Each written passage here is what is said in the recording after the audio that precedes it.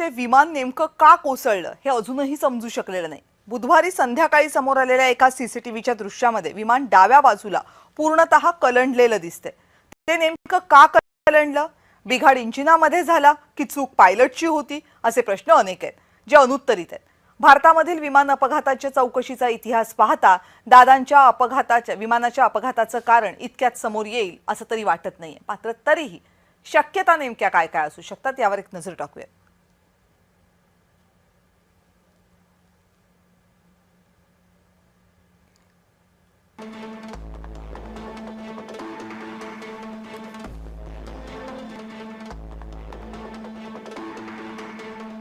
शेवटच्या क्षणी जेव्हा विमान कोसळत होतं त्यावेळेस विमान बारामती एअरपोर्टच्या आवारामध्ये पोहोचलं।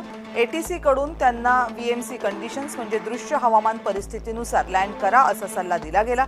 पायलटने एटीसीला वाऱ्याचा वेग आणि दृश्यमानतेबद्दल विचारलं।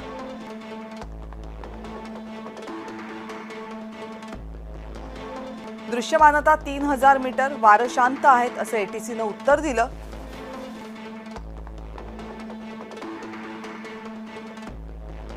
त्यानंतर आपण लँडिंगसाठी तयार आहोत पण रनवे दिसत नाही असं पायलटनं सांगितलं।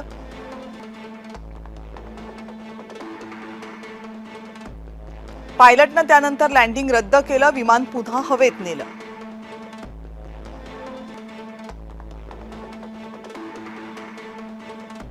विमानानं विमानतळाजवळ एक घिरटी मारली।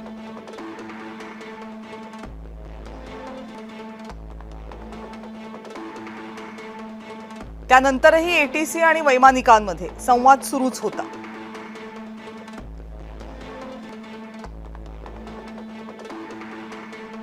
विमान घिरटी मारून पुन्हा आल्यानंतर सुद्धा रनवे दिसत नाही असं पायलटनं पुन्हा एकदा सांगितलं।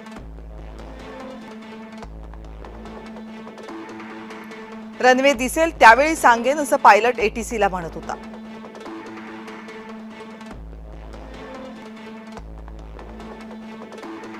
काही सेकंदानंतर पायलटनं रनवे दिसतोय असं सांगितलं।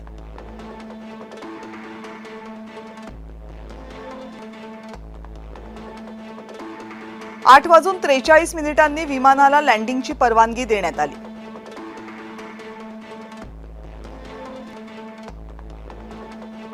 परवानगी दिल्यावर ते शब्द पायलट पुन्हा बोलतो पण तसं झालं नाही।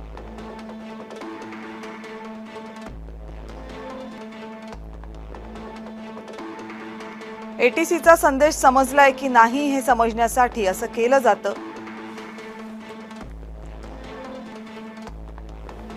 पण अजितदादांच्या पायलटने एटीसी